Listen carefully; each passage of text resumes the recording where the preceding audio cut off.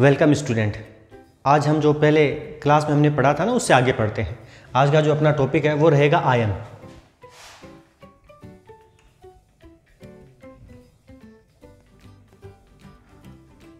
बहुत ही छोटी छोटी चीज़ें हैं लेकिन बहुत काम की चीज़ें हैं। जितने भी आप लोग ऊपर क्लास में पढ़ोगे ये सारी चीज़ें आपके काम में आनी है और एकदम स्टेप बाय स्टेप चल रही है ये। तो पढ़ते हैं आयन को। कोई भी ऐसा अवयव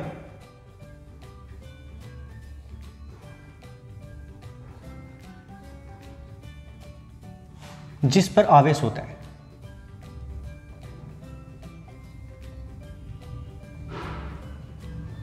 जिस पर आवेश होता है, ऐसे सब अवयव को हम लोग क्या कहेंगे? आयन। कोई भी अवयव हो, चाहे वो कोई परमाणु हो, चाहे परमाणुओं का समूह हो, चाहे उसका छोटा रूप हो चाहे बड़ा रूप हो, यदि उसके ऊपर आवेश है तो उस अवयव को हम लोग क्या नाम देंगे? आयन। देखो, इससे पहले अपनी जो क्लास थी इसको पढ़ने से पहले से पीछे वाली क्लास को अपने को पढ़ना पड़ेगा। तो यदि आपने वो नहीं देखी है तो इससे पहले एक वीडियो बना दिया गया है, आप जरूर उसको देखें एक बार। तो देखो, मैं फिर से बता देता हूँ थोड़ा सा। आयन बनने से पहले जो पीछे क्लास पढ़ी है उसमें हमने ये पढ़ा था कि अपने पास अस्थायी परमाणु होते हैं।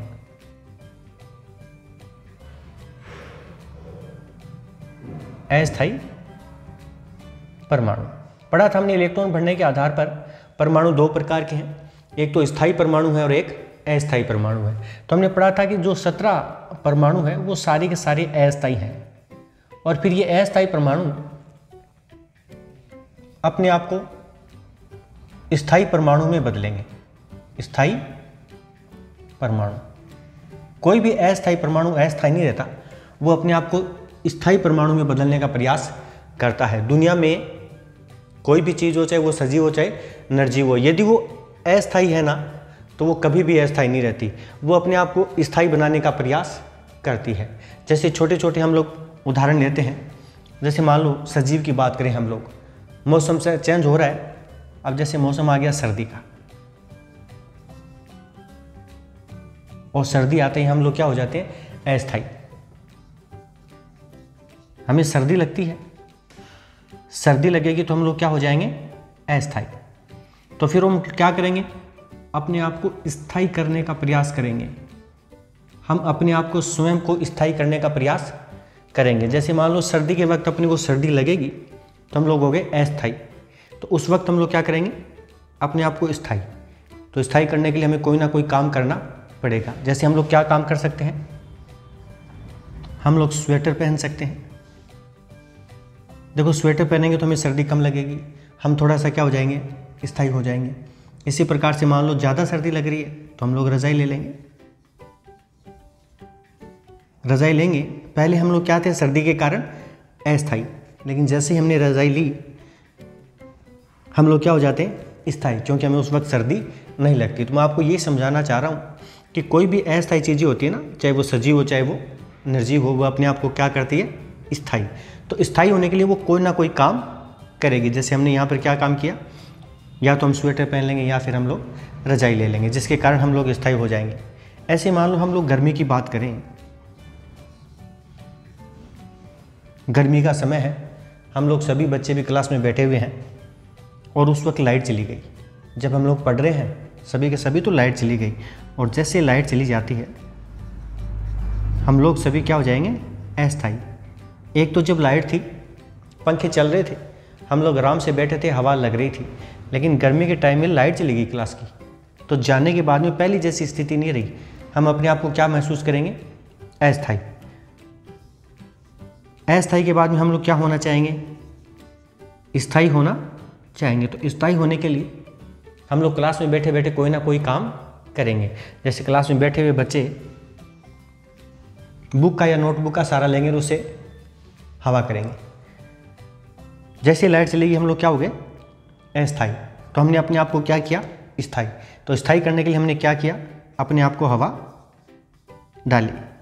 तो उस हवा डालने से हम लोग क्या हो गए? स्थायी। तो देखो, कोई भी जितनी भी अस्थायी चीज़ें हैं वो कभी भी अस्थायी नहीं रहती, वो अपने आप को क्या करती है? स्थायी। अगर वो अस्थायी है तो अपने आप को क्या करती है? वो स्थायी। लेकिन अस्थायी से स्थायी होने के लिए हमें कोई ना कोई काम करना पड़ेगा। जैसे यहाँ पर भी हमने काम किए, ये करेंगे तो स्थायी हो जाएंगे। गर्मी में ऐसा काम करेंगे तो हम लोग स्थायी हो जाएंगे। इसी प्रकार से और बहुत से उदाहरण जो देखने को मिलते हैं, उन उदाहरणों से हमें यही समझ में आ रही है चीज़ें कि अस्थायी चीज़ें कभी भी स्थायी नहीं होती, कभी भी अस्थायी नहीं रहती। वो अपने आप को स्थायी बनाएगी, और स्थायी बनाएगी तो वो कोई ना कोई काम करेगी इस प्रकार से। तो यहाँ हमने पढ़ा था पहले कि अस्थायी परमाणु जो होते हैं वो अपने आप को स्थायी परमाणु में बदलते हैं, और जब वो स्थायी परमाणु में अपने आप को बदलते हैं तो उनको काम करना पड़ता है। ऐसे हमने पढ़ा था पीछे वाली क्लास में।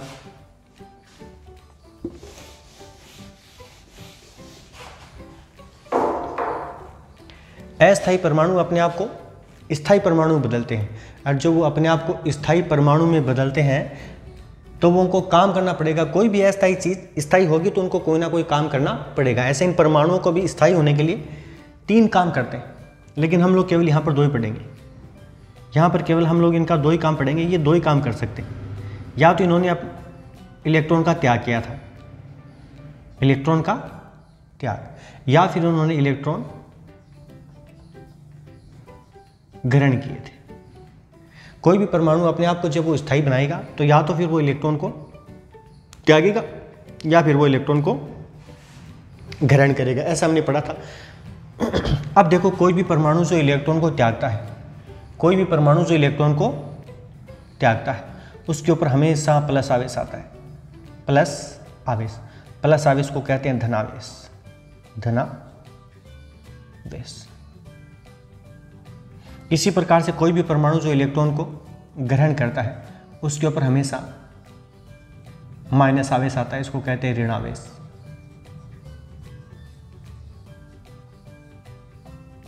कोई भी परमाणु जो इलेक्ट्रॉन को त्यागेगा अपने आप को स्थायी करने के लिए, उसके ऊपर तो आएगा प्लस आवेश, और कोई भी परमाणु अपने आप को जब स्थायी करने के लिए वो इलेक्ट्रॉन को ग्रहण करेगा तब उसके ऊपर माइनस आवेश आएगा।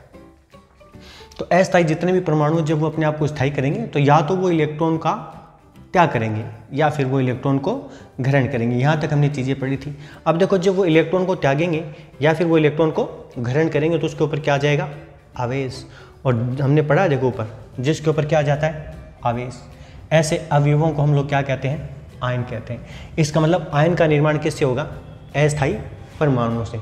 कब? जब अस्थायी परमाणु अपने आप को स्थायी परमाणु में बदलेंगे उस वक्त। तो या तो उस पर वो इलेक्ट्रॉन को त्यागेंगे तो उसके ऊपर प्लस आवेश आएगा, या फिर वो इलेक्ट्रॉन को ग्रहण करेंगे तो उसके ऊपर माइनस आवेश आएगा। जैसे उदाहरण देखो आप लोग, सबसे पहले मान लो हम लोग Li ले लेते हैं। Li को लिथियम कहते हैं, और ये लिथियम है वो 3 नंबर पे आता है। तो जब हम लोग ये देखते हैं 3 नंबर का मतलब इसके पास प्रोटॉन 3 है, इसके पास प्रोटॉन 3, तो इसके पास इलेक्ट्रॉन भी 3। और इन इलेक्ट्रॉनों को देख के जब हम लोग इसकी परमाणु संरचना बनाते हैं तो हमें पता चल जाता है। सबसे पहले देखो नाभिक बनेगा, नाभिक के बाद में पहला कोष, पहले कोष में अधिकतम 2 इलेक्ट्रॉन, इसके पास 3 है, 3 में से हमने इसमें 2 भर दिए। अभी भी एक बचा हुआ है, तो उसको भरने के लिए हम लोग अगली दूसरी क्लास बनाएंगे। अब दूसरी में 8 आ सकते हैं अधिकतम, लेकिन बचा हुआ 1 ही, इसलिए यहाँ पर कितना इलेक्ट्रॉन आ जाएगा? 1 इलेक्ट्रॉन आ जाएगा। तो देखो ये 1 इलेक्ट्रॉन आ गया। अब इसका बाह्य कोष तो यही है दूसरा, ये पूरा भरा हुआ नहीं है। इसका मतलब ये कैसा परमाणु हो गया? अस्थायी। तो ये अपने आप को स्थायी करने के लिए क्या करेगा? इस 1 इलेक्ट्रॉन को ये बाहर त्यागेगा, इस 1 इलेक्ट्रॉन को ये बाहर त्यागेगा। अगर ग्रहण करे तो 7 करे, लेकिन 7 ज़्यादा है इसलिए ग्रहण नहीं कर सकता। ये क्या करेगा? 1 इलेक्ट्रॉन को बाहर त्यागेगा। अब देखो, इस लिथियम ने अपने आप को स्थायी करने के लिए 1 इलेक्ट्रॉन बाहर त्याग दिया। तो अगर इसने 1 इलेक्ट्रॉन बाहर त्यागा है, इसका मतलब इस Li पर देखो इसने इलेक्ट्रॉन त्यागा, इसके ऊपर कौन सा आवेश आ जाएगा? प्लस। तो यहाँ पर हम लोग क्या लगा देंगे? प्लस आवेश आ गया। अब कितने प्लस आते हैं? जितने ये इलेक्ट्रॉन को त्यागता है। किसी भी परमाणु पर उतने ही आवेश आते हैं जितने वो इलेक्ट्रॉन को त्यागता है। इसी प्रकार से मान लो हमारे पास बेरिलियम है, Be, ये 4 नंबर पर आता है। इसका मतलब इसके पास प्रोटॉन 4, तो इसके पास इलेक्ट्रॉन भी 4। और इलेक्ट्रॉनों को देख के जब संरचना बनाएंगे तो पहले नाभिक बना, नाभिक के बाद पहला कोष। अब देखो पहले कोष में अधिकतम 2 ही आ सकते हैं, इसके पास 4 है, तो 4 में से हम लोग कितने भर दिए? 2। अभी भी 2 बचे हैं, तो उसको भरने के लिए हमें अब अगला कोष बनाना पड़ेगा। तो ये हो गया अगला कोष, और अगला हो गया दूसरा कोष जिसमें अधिकतम 8 भरे जा सकते हैं, लेकिन इसके पास 4 में से 2 तो हमने पहले ही भर दिए थे, 2 ही बचे। इसका मतलब इसमें कितने आ जाएंगे? 2 इलेक्ट्रॉन और आ जाएंगे। तो जब हम लोग इस कोष को देखेंगे, इसका बाह्य कोष दूसरा ही है, देखो इसमें 2 इलेक्ट्रॉन है, पूरा भरा हुआ नहीं है, इसका मतलब ये कैसा परमाणु हो गया, अस्थायी परमाणु। तो अब ये स्थायी करने के लिए क्या करेगा, या तो त्यागेगा या ग्रहण करेगा। तो देखो 2 के 2 क्या करेगा, फिर ये बाहर त्याग देगा। इसका मतलब इसने अपने आप को जब स्थायी किया तो स्थायी करने के लिए क्या कर रहा है, 2 इलेक्ट्रॉन को बाहर त्याग रहा है। 6 ग्रहण भी कर सकता है लेकिन वो ज़्यादा इसलिए ग्रहण नहीं करेगा। काम एक ही होगा, या तो त्यागेगा या ग्रहण करेगा। वही काम होता है जहाँ इलेक्ट्रॉन कम होते हैं, ये हमने पीछे वाली क्लास में पढ़ा था। तो 2 इलेक्ट्रॉन इसने त्याग दिए, इसका मतलब बेरिलियम जो है वो इलेक्ट्रॉन को त्याग रहा है और कोई भी परमाणु इलेक्ट्रॉन को त्यागता है। बेरिलियम ने 2 इलेक्ट्रॉन त्यागे, इसका मतलब इलेक्ट्रॉन तो ये त्याग ही रहा है, और कोई भी परमाणु जो इलेक्ट्रॉन को त्यागता है उसके ऊपर हमेशा प्लस आवेश आता है। इसका मतलब इसके ऊपर क्या आ जाएगा, प्लस। अब बात आती है इसमें प्लस कितने आएंगे, जितने इसने इलेक्ट्रॉन त्यागे। इसने कितने इलेक्ट्रॉन त्याग दिए, 2। इसका मतलब यहाँ पर प्लस के कितने आवेश बन जाएंगे, 2 आवेश बन जाएंगे। तो देखो ये आवेश बन गए 2।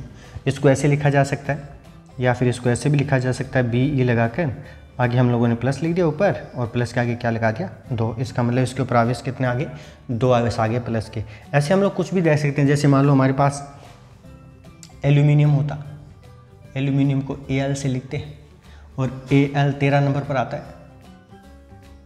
मतलब इसके पास प्रोटॉन 13 है। प्रोटॉन 13 तो इसके पास इलेक्ट्रॉन भी 13 है। जब हम लोग इन इलेक्ट्रॉनों को भरते हैं इसके अंदर तो ये संरचना इसकी ऐसी बनती है, ये इसका नाभिक बन गया। नाभिक के बाद में पहला कोष, इसके पास 13 इलेक्ट्रॉन है, इसका मतलब पहले कोष में 2 इलेक्ट्रॉन भरे जाएंगे, अभी भी 11 बचे हुए, तो उनको भरने के लिए हमें अगला कोष दूसरा बनाना पड़ेगा। दूसरे में अधिकतम 8 आते हैं, इसके पास कितने बचे हुए, 11। तो 11 में से हमने कितने भर दिए, इसमें 8, अभी भी 3 बचे हुए, तो उनको भरने के लिए अब अपने को अगला कोष बनाना पड़ेगा। ये अगला कोष बन गया। अब इसमें हमने जो बचे हुए इलेक्ट्रॉन वो सारे भर दिए 3 के 3, क्योंकि इसमें 8 आ सकते हैं लेकिन हमारे पास 3 ही बचे, इसलिए 3 हमने भरे। अब इसको देखने से पता चल रहा है कि इसके बाह्य कोष पूरा भरा हुआ नहीं है, इसका मतलब ये भी एक अस्थायी परमाणु है। तो ये भी अपने आप को जब स्थायी करेगा तो दोनों में से एक काम करेगा। अब दोनों में से कौन सा करेगा, ये 3 के 3 इलेक्ट्रॉन बाहर त्यागेगा, ग्रहण नहीं करेगा, क्योंकि ग्रहण करने के लिए इसको 5 चाहिए, जो कि इलेक्ट्रॉन ज़्यादा हो गए 3 से, इसलिए ये यही काम करेगा। तो पता चल रहा है, देखो इलेक्ट्रॉन त्याग रहा है, मतलब ये अपने आप को एल्यूमिनियम स्थायी करने के लिए क्या कर रहा है, इलेक्ट्रॉन को त्याग रहा है। इसका मतलब एल्यूमिनियम के ऊपर कौन सा आवेश आएगा, प्लस। और प्लस के भी कितने, जितने ये इलेक्ट्रॉन त्याग रहा है, तो प्लस के इसके ऊपर कितने आ जाएंगे, 3 आ जाएंगे। ऐसे हमने 3 लिख दी। या फिर इसको ऐसे लिखा जा सकता है, एल्यूमिनियम, इसके ऊपर प्लस लगा के हम लोगों ने कितने लिख दिए, 3 लिख दिए। देखो इस प्रकार से इसको लिखा जा सकता है। तो कोई भी परमाणु जो इलेक्ट्रॉन को त्यागता है, इलेक्ट्रॉन को त्यागता है, उसके ऊपर हमेशा कौन सा आवेश आता है, धन आवेश। तो देखो इसने भी त्यागे, इसने भी त्यागे, इसने भी त्यागे, उतने आवेश आएंगे जितने ये त्याग रहे हैं। जैसे इसने 1 इलेक्ट्रॉन त्यागा, इसका मतलब इसके ऊपर 1 प्लस आएगा। इसने 2 इलेक्ट्रॉन त्यागे, इसका मतलब इसके ऊपर 2 प्लस आ गए। ऐसे भी लिखा जा सकता है इसको। इसने 3 इलेक्ट्रॉन त्यागे, त्यागने का मतलब इसे प्लस तो आएगा ही आएगा। और कितने, जितने ये त्याग रहा है, जैसे ये 3 त्याग रहा है, इसका मतलब इसके ऊपर प्लस के 3 आ गए। ऐसे कोई परमाणु ये तो अपने आप को स्थायी करने के लिए क्या कर रहे हैं, इलेक्ट्रॉन को त्याग रहे हैं। ऐसे बहुत से परमाणु हैं जो इलेक्ट्रॉन को ग्रहण भी करते हैं। जैसे मान लो हमारे पास फ्लोरीन है, F को फ्लोरीन कहते हैं और ये 9 नंबर पे आता है। तो जब हम लोग इसमें प्रोटॉन देखेंगे तो इसमें प्रोटॉन 9 हो गए, प्रोटॉन 9,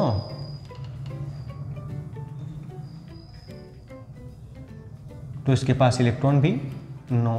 और जब इन इलेक्ट्रॉनों को भरते हैं तो इसकी संरचना ऐसे बनती है, पहले नाभिक, नाभिक के बाद पहला कोष, और पहले कोष में 2 इलेक्ट्रॉन, 9 में से 2 भर दिए। अभी भी 7 बचे, उनको भरने के लिए हमने दूसरा कोष बनाया। अब दूसरे में 8 भरे जा सकते हैं लेकिन हमारे पास 7 बचे, इसलिए क्या करेंगे, इस कोष में हम लोग कितने इलेक्ट्रॉन भर देंगे, 7 इलेक्ट्रॉन हमने भर दिए। तो इसकी संरचना बन गई। इस संरचना को देखने से पता चल रहा है कि ये परमाणु अस्थायी है। तो स्थायी करने के लिए क्या करेगा, ये 7 त्याग नहीं सकता, इसलिए बाहर से क्या करेगा, 1 इलेक्ट्रॉन को ग्रहण। तो देखो फ्लोरीन अपने आप को स्थायी करने के लिए क्या कर रहा है, 1 इलेक्ट्रॉन को ग्रहण कर रहा है। और कोई परमाणु जो इलेक्ट्रॉन को ग्रहण करता है उसके ऊपर कौन सा आवेश, माइनस आवेश। इसका मतलब इस F के ऊपर, F का मतलब फ्लोरीन के ऊपर कौन सा आवेश आ जाएगा, माइनस। अब माइनस कितने आएंगे, जितने ये इलेक्ट्रॉन ग्रहण कर रहा है। जैसे ये 1 इलेक्ट्रॉन ग्रहण कर रहा है, इसका मतलब इसके ऊपर 1 माइनस आ गया। ऐसे मान लो हमारे पास ऑक्सीजन है, ऑक्सीजन 8 नंबर पे आता है, मतलब इसके पास प्रोटॉन 8, तो इसके पास इलेक्ट्रॉन भी 8। जब इलेक्ट्रॉन भरेंगे हम लोग तो पहले नाभिक के बाद पहला कोष, और पहले कोष में 8 में से कितने भर दिए? 2। अभी भी कितने बचे हैं? 6। तो वो आ जाएंगे अगले कोष में। अगला दूसरा बन गया, दूसरे में अधिकतम 8, लेकिन बचे हुए 6 ही है, इसलिए यहाँ पर कितने भरे जाएंगे? 6 के 6 इलेक्ट्रॉन। तो इसकी संरचना बन गई। इस संरचना को देखने से पता चल रहा है ऑक्सीजन का जो बाह्य कोष है वो पूरा भरा हुआ नहीं है, मतलब ये भी अस्थायी है। तो स्थायी होने के लिए ये क्या करेगा? दोनों में से एक काम करेगा, तो ये बाहर से 2 इलेक्ट्रॉन ग्रहण करेगा। 6 त्याग नहीं सकता क्योंकि 6 ज़्यादा है, इसलिए ये 2 इलेक्ट्रॉनों को ग्रहण करेगा। और यहाँ पर पढ़ा हुआ है कोई परमाणु जो इलेक्ट्रॉन को ग्रहण करता है उसके ऊपर माइनस, इसका मतलब इस ऑक्सीजन पे माइनस आवेश आ जाएगा। अब बात आती है माइनस कितने आएंगे? जितने ये इलेक्ट्रॉन ग्रहण कर रहा है, ये 2 ग्रहण कर रहा है, इसके ऊपर मतलब इसके ऊपर माइनस के 2 आ जाएंगे। इसको ऐसे भी लिखा जा सकता है कि इसको ऐसे भी लिखा जा सकता है। माइनस लिखकर हम लोग क्या लगा देंगे? 2 है। ऐसे मान लो हमारे पास N है, N को नाइट्रोजन कहते हैं, ये 7 नंबर पे आएगा, 7 नंबर पे। इसका मतलब इसके पास प्रोटॉन 7, तो इलेक्ट्रॉन भी 7। जब इलेक्ट्रॉनों को भरेंगे तो सबसे पहले नाभिक भरा, उसके बाद में पहला कोष, कितने भर दें? 2। 7 में से कितने भर दिए? 2। अभी भी कितने बचेंगे? 5। तो वो आ जाएंगे अगले कोष में। अगला बन गया दूसरा, तो दूसरे में बचे हुए सारे आ जाएंगे, 5 हमने भर दिए। अब इसको देखने से पता चल रहा है ये भी एक अस्थायी परमाणु हो गया। तो ये स्थायी होने के लिए क्या करेगा? बाहर से 3 इलेक्ट्रॉन ग्रहण करेगा। 5 त्याग नहीं सकता क्योंकि 5 ज़्यादा है, इसलिए ये 3 इलेक्ट्रॉनों को ग्रहण करेगा। तो पता चल रहा है स्थायी होने के लिए इसने 3 इलेक्ट्रॉन ग्रहण किए, मतलब N इलेक्ट्रॉन ग्रहण कर रहा है, तो ये ग्रहण करेगा तो इसके ऊपर कौन सा आवेश आ जाएगा? माइनस। अब देखो माइनस के कितने आएंगे? जितने इसने इलेक्ट्रॉन ग्रहण किए, 3 ग्रहण किए, इसका मतलब इसके ऊपर माइनस के कितने आवेश आ जाएंगे? 3। किसी परमाणु पर उतने ही आवेश आते हैं जितने वो इलेक्ट्रॉन ग्रहण करता है या फिर जितने वो इलेक्ट्रॉन त्यागता है। इसको ऐसे लिखा जा सकता है, N के ऊपर माइनस लगा के हम लोग क्या लिख देंगे? 3 लिख देंगे।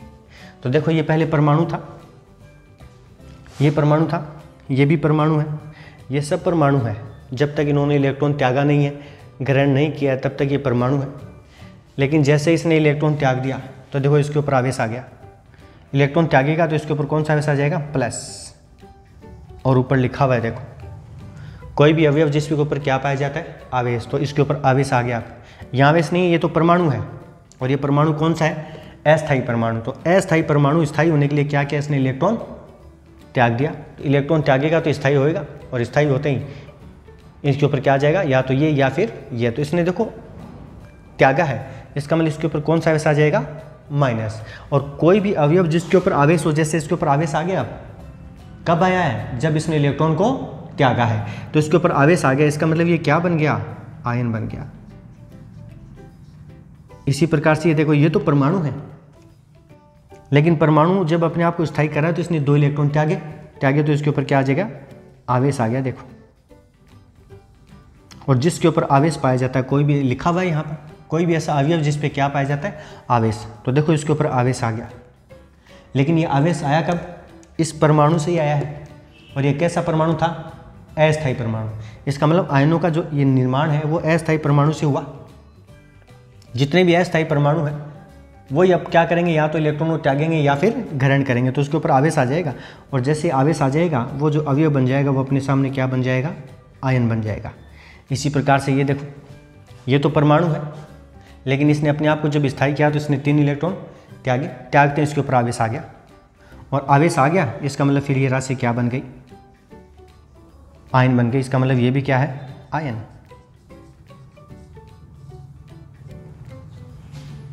यहाँ देखो, ये तो परमाणु है, लेकिन जब इसने अपने आप को स्थायी किया तो इसने इलेक्ट्रॉन ग्रहण किया, और ग्रहण करते इसके ऊपर क्या आ गया? आवेश। देखो F के ऊपर क्या आ गया? आवेश।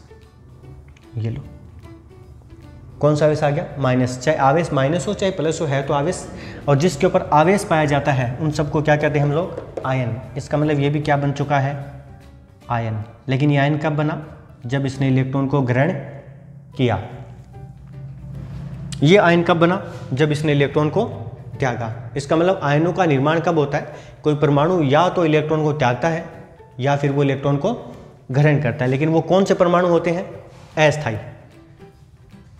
इसी प्रकार से ये तो परमाणु है, लेकिन ये अपने आप को स्थायी करने के लिए क्या कर रहा है, 2 इलेक्ट्रॉन ग्रहण कर रहा है। तो देखो ये इसके ऊपर आवेश आ जाएगा, और आवेश जिसके ऊपर पाया जाता है उसको हम लोग क्या कहते हैं, आयन। इसका मतलब ये क्या बन चुका है, आयन। ऐसे ये परमाणु है, लेकिन ये परमाणु नहीं है। इस परमाणु के ऊपर देखो जब अपने आप को स्थायी किया तो इसने 3 इलेक्ट्रॉन ग्रहण किए, और करते हैं इसके ऊपर क्या आ गया, आवेश, और आवेश आ गया। इसका मतलब ये क्या बन गया, आयन बन गया। तो इससे पता चल रहा है अपने को कि आयन कितने प्रकार के हो जाते हैं। एक तो जिसके ऊपर प्लस आवेश आता है वो होते हैं, और एक जिसके ऊपर माइनस आवेश होता है वो होते हैं। इसका मतलब आयन कितने प्रकार के हो जाएंगे, 2 प्रकार के। आयन कितने प्रकार के हो जाएंगे, 2 प्रकार के। कौन कौन से, एक तो ये धन आवेश वाले, और एक आयन कौन से हो जाएंगे, ऋण आवेश वाले। बात आता है धनावेश, धनायन कब बनेंगे, जब कोई परमाणु इलेक्ट्रॉन को त्यागेगा, तब तो उसके ऊपर कौन सा आवेश आएगा, धनावेश। फिर ये ऋणावेश कब बनता है, जब कोई परमाणु इलेक्ट्रॉन को ग्रहण करता है, तब उसके ऊपर कौन सा आवेश आ जाएगा, ऋणावेश आ जाएगा। तो आयनों का जो निर्माण है वो इन्हीं परमाणु से होता है। कब, जब वो या तो इलेक्ट्रॉन को त्यागेंगे या फिर ग्रहण करेंगे। अगर वो त्यागेंगे तब तो धनावेश बनेगा, और वो इलेक्ट्रॉन को ग्रहण करेंगे तब वो ऋणावेश में बदल जाएंगे। तो ये हमने किसको पढ़ लिया, आयन। किसको कहते हैं, कोई भी ऐसा अवयव जिसके ऊपर आवेश पाया जाता है उसको हम लोग क्या कह देते हैं, आयन। और आयन कितने प्रकार के होते हैं, 2 प्रकार के। एक तो धनावेश धनायन होते हैं, एक ऋणावेश ऋणायन होते हैं। तो ये 2 प्रकार के आयन होते हैं। कभी कभी क्वेश्चन छोटा सा आ जाता है कि आयन कितने प्रकार के होते हैं, 2 प्रकार के होते हैं। तो धनायन होता है, एक ऋणायन होता है। धनायन का निर्माण कब होता है, या धनावेश का निर्माण कब होता है, जब कोई परमाणु इलेक्ट्रॉन को त्यागता है। इसी प्रकार से ऋणावेश का निर्माण कब होता है, जब कोई परमाणु इलेक्ट्रॉन को ग्रहण करता है। तो ये उदाहरण हमने समझे, परमाणु से क्या बन गए, आयन बन गए। अब और देखिए आप लोग आगे, जैसे कोई भी हम लोग परमाणु ले लेते हैं और देखते हैं वो कौन से आवेश में बदलता है। कोई भी हमने 20 परमाणु याद किए हैं, जिसमें से 3 तो स्थायी जो आयन में नहीं बदलते, और बाकी 17 के 17 अस्थायी। तो वो अपने आप को स्थायी करने के लिए आयन में बदल जाएंगे। इलेक्ट्रॉन को या तो ग्रहण करेंगे या फिर इलेक्ट्रॉन को त्यागेंगे। जैसे हम लोग किसी भी को ले लेते हैं, जैसे सल्फर ले लिया हमने, एस ले लिया, एस का मतलब सल्फर है। देखते हैं ये स्थायी होने के लिए, पहले तो ये देखते हैं स्थायी है या अस्थायी। तो देखो ये आता है 16 नंबर पर, मतलब इसके पास प्रोटॉन 16 है। प्रोटॉन 16 तो इसके पास इलेक्ट्रॉन भी 16 हो गए। तो अब जब इन इलेक्ट्रॉनों को भरेंगे तो इसकी संरचना बन जाएगी, देखो ऐसे बनेगी। जैसे ये हो गया नाभिक, नाभिक के बाद में आ गया पहला कोष। पहले कोष में हमने कितने भर दिए, 2 है, कितने 16 में से कितने भर दिए, 2। अभी भी 14 बचे हुए हैं, तो उनको भरने के लिए अगला कोष बनाएंगे। अगला दूसरा हो गया, दूसरे में अधिकतम 8 भर सकते हैं। इसके पास 14 बचे हुए हैं, तो 14 में से यहाँ हमने कितने भर दिए, 8।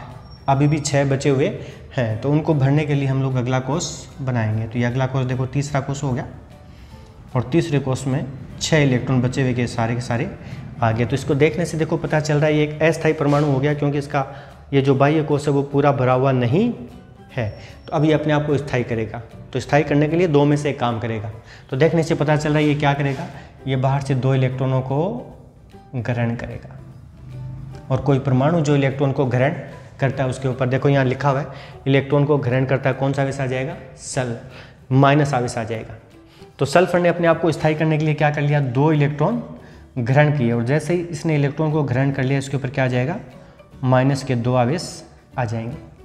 पहले तो माइनस, और माइनस भी कितने, जितने इसने इलेक्ट्रॉन ग्रहण किए। इसको ऐसे भी लिखा जा सकता है, इसको ऐसे भी लिखेंगे हम लोग, एस माइनस लगा क्या लिख देंगे, 2 लिख देंगे। देखो ये तो परमाणु है, लेकिन ये परमाणु नहीं है, क्योंकि इसके ऊपर आवेश आ गया। और किसी भी चीज़ के ऊपर जब आवेश आ जाता है तो उसको हम लोग उस अवयव को क्या नाम दे देते हैं, आयन। इसका मतलब ये कौन क्या बन चुका है, आयन बन चुका है। और कौन सा आयन बन गया, देखो इसके ऊपर माइनस है, इसका मतलब ये कौन सा आयन बन गया, ये ऋणायन बन गया। अब देखो ऋणायन ये कब बना है, जब इसने इलेक्ट्रॉन को ग्रहण किया है। तो कोई भी परमाणु ऋणायन में कब बदलता है, जब वो इलेक्ट्रॉन को ग्रहण करता है। इसी प्रकार से एक उदाहरण और भी ले सकते हैं हम लोग, कोई भी, जैसे मान लो हमने कैल्शियम ले लिया, Ca 20 नंबर पर आता है, मतलब इसके पास प्रोटॉन 20 है, प्रोटॉन 20 है तो इलेक्ट्रॉन भी 20। जब इन इलेक्ट्रॉनों को हम लोग भरते हैं तो इसकी परमाणु संरचना बनेगी, और उस संरचना को देखने से हमें पता चलेगा कि ये एक स्थायी परमाणु है या अस्थायी परमाणु है। तो सबसे पहले हम लोग नाभिक बनाएंगे। ये नाभिक के बाद में पहला कोष, और पहले कोष में 20 इलेक्ट्रॉन है, इनमें से 2 भरे जाएंगे तो बच गए 18। अगला कोष बनाएंगे, अगला दूसरे कोष में 8 ही भरे जाएंगे। 18 में से इसमें कितने भरे जाएंगे? 8। अभी भी 10 बचेंगे तो उनको भरने के लिए तीसरा कोष बनाएंगे। तीसरे में भी 8, 10 में से कितने भर दिए? 8। अभी भी 2 बचे में तो वो अगले कोष में आ जाएंगे। तो अब अगला कोष हम लोग चौथा कोष बना देंगे। यहाँ पर ये चौथा कोष बन गया। चौथे में अधिकतम हम लोग 8 भर सकते हैं, लेकिन हमारे पास 2 ही बचे हुए हैं, इसलिए यहाँ पर 2 ही आएंगे। तो यहाँ पर हमने 2 इलेक्ट्रॉन भर दिए। अब देखो इसको भरने के बाद में हमें पता चल गया कि ये एक अस्थायी परमाणु है, क्योंकि ये पूरा भरा हुआ नहीं है। तो ये अपने आप को स्थायी करने के लिए क्या करेगा? 2 इलेक्ट्रॉन त्यागेगा। 6 ग्रहण नहीं कर सकता क्योंकि 6 तो ज़्यादा है, इसलिए क्या करेगा? 2 इलेक्ट्रॉन त्याग देगा। तो इसका मतलब Ca अस्थायी था, स्थायी होने के लिए इसने क्या किया? 2 इलेक्ट्रॉन त्याग दिए। अब कोई भी परमाणु जो इलेक्ट्रॉन को त्यागता है, यहाँ पर लिखा हुआ हमने देखो इलेक्ट्रॉन को त्यागता है, उसके ऊपर कौन सा आवेश आता है? प्लस। इसका मतलब Ca के ऊपर कौन सा आवेश आ जाएगा? प्लस। अब प्लस भी कितने आएंगे? जितने इसने इलेक्ट्रॉन त्यागे, तो इसने कितने त्यागे? 2। इसका मतलब इसके ऊपर प्लस के कितने आवेश आ जाएंगे? 2। ऐसे भी लिखा जा सकता है इसको, Ca के ऊपर प्लस लगाकर हम लोग आगे क्या लिख देंगे? 2। बात एक ही है। तो देखो ये तो परमाणु है, लेकिन जब अपने आप ने इसको स्थायी किया तो इसने इलेक्ट्रॉन त्यागा, और त्यागते हैं इसके ऊपर क्या आ गया? आवेश। और किसी भी चीज़ के ऊपर जब आवेश होता है तो उसको हम लोग क्या कहते हैं? आयन। इसका मतलब ये क्या बन चुका है? आयन बन चुका है। कौन सा आयन बन चुका है? धनायन।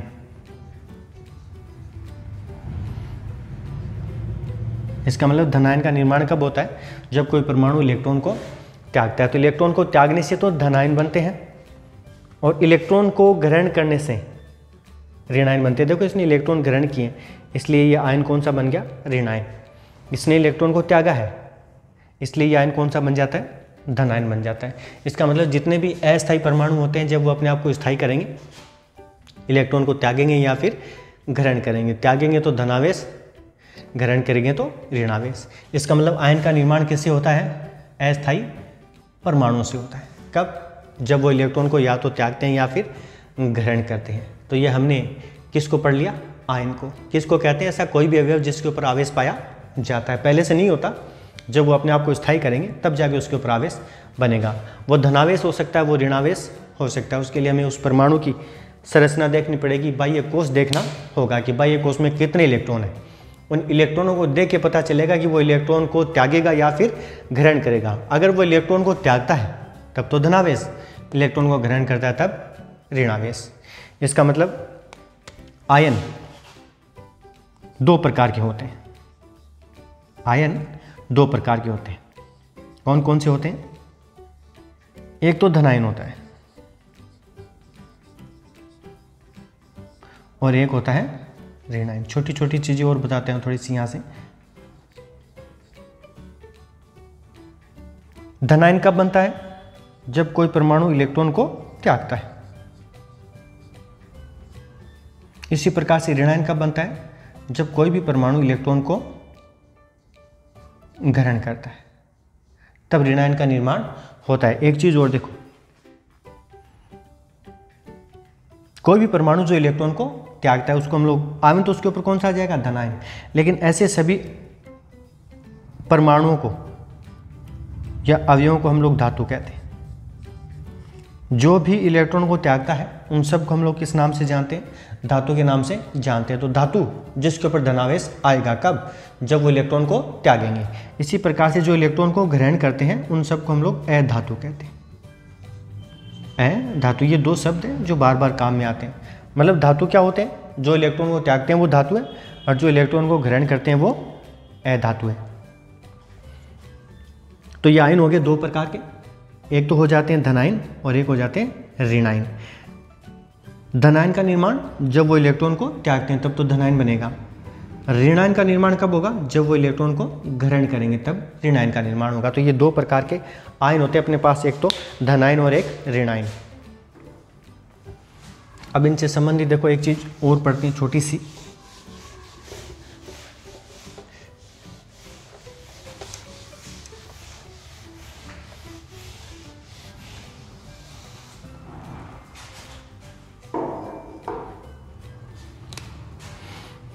जिस परमाणु के ऊपर धनावेश होता है, जिस परमाणु पर जब वो अपने आप को स्थायी करेगा उसके ऊपर कौन सा आवेश आता है? धनावेश।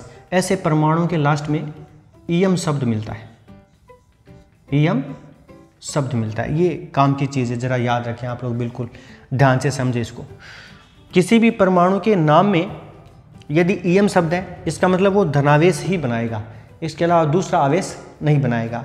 या फिर कोई परमाणु जो धनावेश बनाता है उसके नाम के अंत में ईयम शब्द रहता है, ईयम शब्द। जैसे छोटा सा नाम देखें आप लोग, मैंने लिखा लिथियम, लिथियम। जब इसके नाम को हम लोग गौर से देखेंगे तो इसके लास्ट में देखो ईएम है यहाँ पर। जब इसकी संधि करते हैं तो यहाँ लास्ट में नाम निकल के आता है ईएम। इसका मतलब इसमें ईएम है तो सीधी सी बात है इसके ऊपर धनावेश आएगा, प्लस आवेश आएगा। इसी प्रकार से मैंने लिखा बेरिलियम, बेरिलियम। तो देखो इसके नाम के अंत में भी ईएम है, इसका मतलब इसके ऊपर भी कौन सा आवेश आएगा? धनावेश आएगा।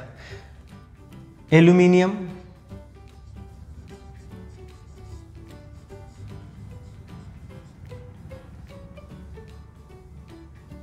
लास्ट में ईएम है। मैग्नीशियम,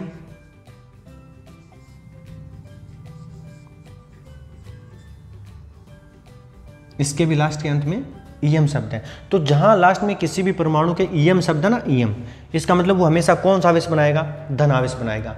अब वो धनावेश में एक बना सकता है, धनावेश दो बना सकता है, धनावेश तीन बना सकता है। उसका हमें पता होना चाहिए कि वो कितने नंबर पर आता है, उससे हमें पता चलता है। जैसे हम लोग मान लो मैग्नीशियम को ले लें, ये धनावेश ही बनाएगा 100%। देखो कैसे, मैग्नीशियम किससे लिखेंगे? Mg से। कितने नंबर पे आता है? 12 नंबर पे। मतलब इसके पास प्रोटॉन 12, प्रोटॉन 12 तो इलेक्ट्रॉन भी 12। जब इलेक्ट्रॉनों को भरेंगे तो पहले नाभिक, नाभिक के बाद में पहला कोश, और पहले कोश में देखो 12 है, 12 में से कितने भर दिए? 2। अभी भी 10 बचे हो तो उनको भरने के लिए अगला कोश बनाएंगे, अगला दूसरा बन गया। 12 में से 2 भर दिए, 10 बचे हुए, तो 10 में से इसमें तो 8 ही आएंगे, क्योंकि दूसरे में अधिकतम 8 ही आ सकते हैं। अभी भी 2 बचे हुए हैं, तो उन 2 को भरने के लिए हम लोग क्या करेंगे? अगला कोश बनाएंगे, और अगले कोश में तीसरा बन गया, इसमें अधिकतम 8 आ सकते हैं। लेकिन इसके पास बचे हुए 2, तो यहाँ पर हम लोग क्या भरेंगे? 2 इलेक्ट्रॉन भर देंगे। अब देखो इसको देखने से पता चल गया ये एक अस्थायी परमाणु है, क्योंकि इसका बाह्य कोश पूरा भरा हुआ नहीं है। तो यह अपने आप को स्थायी करने के लिए क्या करेगा? 2 के 2 इलेक्ट्रॉन बाहर त्यागेगा। 6 ग्रहण नहीं कर सकता क्योंकि वो ज़्यादा है, इसलिए 2 इलेक्ट्रॉन त्यागेगा। तो देखो पता चल गया, जब इसने इलेक्ट्रॉन त्यागा तो फिर Mg के ऊपर कौन सा आवेश आएगा? प्लस। और प्लस भी कितने आएंगे? जितने इलेक्ट्रॉन इसने त्यागे तो 2 त्यागे, इसका मतलब उसके ऊपर प्लस के 2 आ जाएंगे। तो ऐसे लिख देंगे इसको Mg प्लस, प्लस के बाद में कितना आ जाएगा? 2 आ जाएगा। तो देखो इसके ऊपर मैं यही समझाना चाह रहा हूँ, जिसके नाम के अंत में ईएम शब्द है वो हमेशा धनावेश ही बनाएगा। जिसके नाम के अंत में ईएम शब्द है वो हमेशा धनावेश ही बनाएगा। ये खास बात है। जैसे कैल्शियम, मैग्नीशियम, सोडियम, पोटेशियम, सबके लास्ट में ईएम शब्द आएगा, मतलब सारी के सारी फिर धनायन बनाएंगे। ये खास बात है इनकी। ऐसे ही एक चीज़ अपने को और समझनी है,